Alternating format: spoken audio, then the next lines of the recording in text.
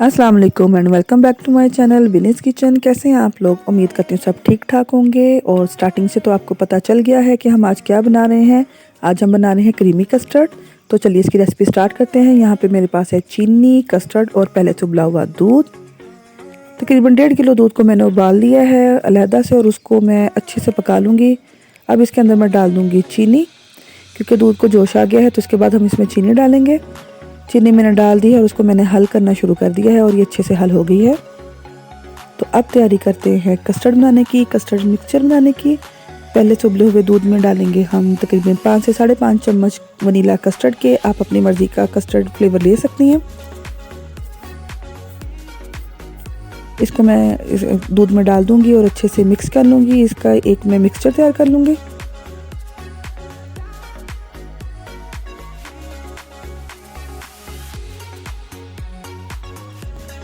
जी, mixture हमारा ready हो चुका है। तो अब इसको हम दूध में डाल देंगे। दूध हमारा पक रहा है अच्छे तरीके से। कभी भी ठंडे दूध में कस्टर्ड ना मिलाएं तो उसका टेक्सचर सही नहीं आता। अच्छे से पकते हुए दूध में डालने हैं आप कस्टर्ड को। दोबारा से मैं इसे मिक्स कर लूँगी। जब भी आप कस्टर्ड बनाने लगे और आपने कस्टर्ड का मिक्सचर तैयार किया हो तो उसको एक दफ़ा से दूध में डालने से पहले दोबारा से हिला लें ताकि उसमें कोई लम्स ना रह जाएं। तो अब मैं इसमें आहिस्ता आहिस्ता करके कस्टर्ड मिक्सचर मिला दूँगी दूध में।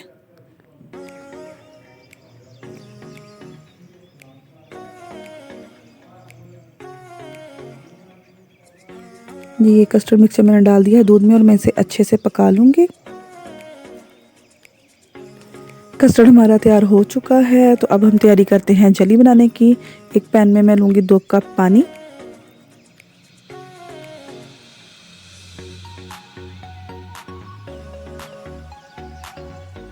इसको अच्छे से मैं जोश दिला लूँगी और फिर इसके अंदर मैं रेड वाली जेली डाल दूँगी। मुझे तो रेड वाली जेली पसंद है, आपको जो भी फ्लेवर पसंद है आप वो वाली इस्तेमाल कर सकते हैं। रफ़ान की जेली है मेरे पास यहाँ पे। तो ये पानी पक गया है। अब इसको मैं अनपैक कर लूँगी और इसके अंदर मैं ऐड कर दूँगी।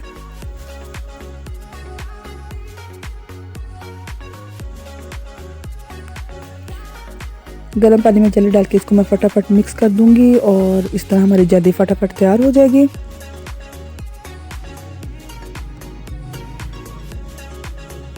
जी, जेली हमारी रेडी हो चुकी है। तो अब इसको मैं एक बाउल में ट्रांसफ़र कर दूँगी। फ्लेम मैंने ऑफ़ कर दी है और बाउल में मैंने डाल ली है जेली।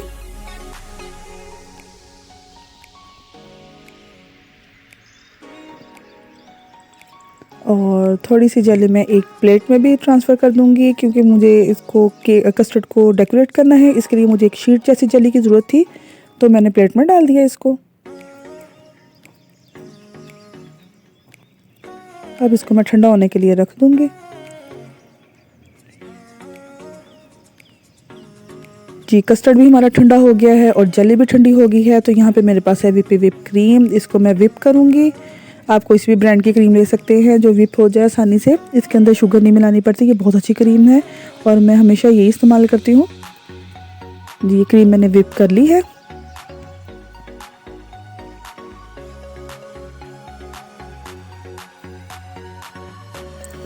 अब एक पाइपिंग बैग में मैं थोड़ी सी क्रीम निकाल लूँगी ताकि मैं इससे जो कस्टर्ड है उसको डेकोरेट कर लूँ। थोड़ी सी मैंने पाइपिंग बैग में निकाली। उसके अंदर मैंने नोज़ल पहले से अटैच की हुई है। जी, तो ये जो बाकी की विप क्रीम है इसके अंदर मैं डाल दूँगी कस्टर्ड। और कस्टर्ड इसके अंदर डाल के इसको दोबारा से मैं बीट कर लूँगी ताकि इसका स्मूथ सा टेक्सचर बन जाए। ये नहीं हमने कोई परेशान होना कि कस्टर्ड के अंदर लम्स बन गए हैं या कोई मसला है। ये कस्टर्ड बहुत क्रीमी और ज़बरदस्त बन जाता है इसका टेक्सचर। अब मैं इसको भी अच्छे से बीटर की मदद से बीट कर लूँगी।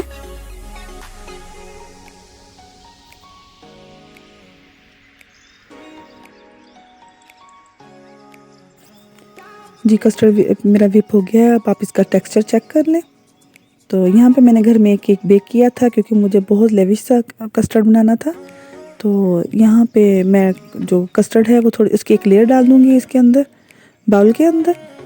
तो जो जेली है इसको मैं कट लगा लूँगी, क्यूब्स में कर लूँगी इसको, इसके चंक्स बना लूँगी।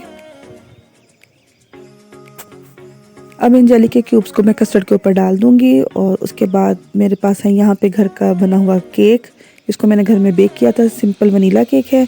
इसकी एक लेयर मैं कस्टर्ड के और जेली के ऊपर लगा दूंगी और इसके ऊपर मैं डाल दूंगी दूध ताकि ये बहुत सा सॉफ्ट हो जाए।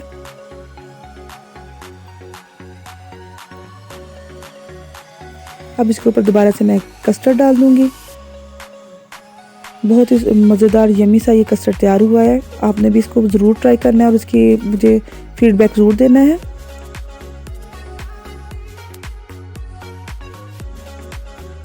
इसके बाद दोबारा से मैं इसके ऊपर एक केक की लेयर रख दूंगी और उसके ऊपर दोबारा से मैं दूध डाल दूंगी ताकि केक हमारा बहुत सॉफ्ट सा हो जाए।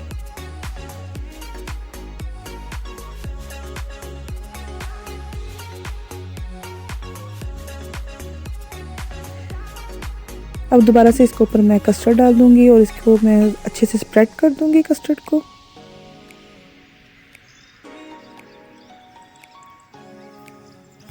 कस्टर्ड मैंने स्प्रेड कर दिया है, अच्छे तरीके से हर तरफ से फैला दिया है। और अब जो मैंने एक शीट नुमा जेली की मैंने बनाई थी वो मैंने इसके ऊपर अटैच कर देनी है। एहतियात से बहुत मैं रख दूंगी। इसको बिल्कुल मैं कवर कर दूंगी और अब जो मैंने पाइपिंग बैग में मैंने क्रीम रखी थी उससे मैं इसके ऊपर डिज़ाइनिंग कर दूंगी। आप अपनी मर्ज़ी की डिज़ाइनिंग भी कर सकते हैं। मुझे तो ये बहुत ईजी सी लगती है और बहुत पसंद है। वैसे भी ये ट्रेडिशनल सी डिज़ाइनिंग है।